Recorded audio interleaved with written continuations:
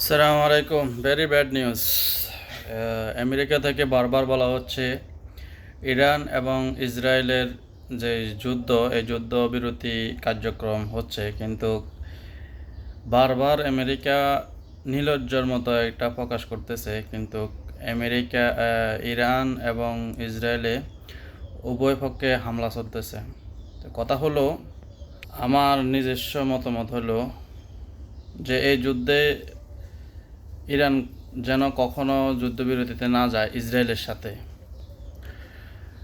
Israel এবং Iran, এই দুইটা দেশ একে অপরের মারতেছে, মারুক।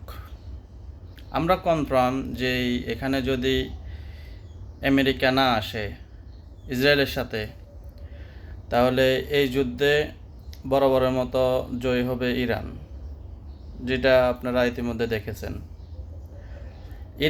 আমেরিকা যদি ইসরায়েলের সাথে না আসে, তাহলে মধ্যপ্রাচ্যের ভিতরেও এর কোনো দায়, মানে এটার কোনো প্রভাব পড়বে বলে আমার মনে হয় না।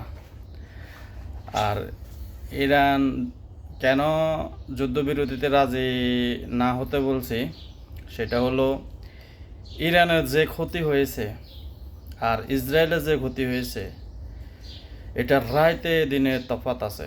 সেটা হলো ইরানের যেই জেনারেলগুলো মারছে, যে পারমাণবিক বিজ্ঞানীগুলারে মারছে, ইরানের যে ক্ষয়ক্ষতি হয়েছে, এটা 1-1.5 বছরও এটা ক্ষতিপূরণ তুলতে পারে কি না ইরান, এটা সন্দেহ রয়েছে। আর ইসরায়েলের যেটা ক্ষয়ক্ষতি হয়েছে, সেটা তাদের স্থাপনা বা বিভিন্ন ঘর বাড়ি, গাড়ি বাড়ি, এগুলা চাইলে এরা এদের ইউরোপ, আমেরিকা তাদের হাজার হাজার কোটি কোটি টাকা দিয়ে দিবে। এরা আবার চাইলে 2-1 বছরের ভিতরে তারা আবার তাদের নতুন ঘরবাড়ি উঠে যাবে। কিন্তু ইরান 100-150 বছরও এই ক্ষতির পূরণ তুলে করতে পারবে না।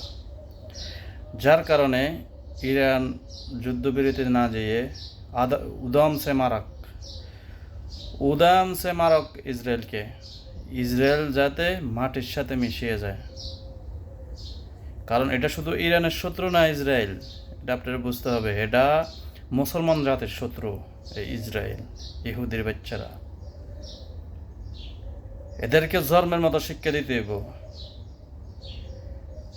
আর আমেরিকা বারবার নির্লজ্জর মতো, বেশরম, মানে কি বলতাম, আসলে এটির শরম বরম নাই।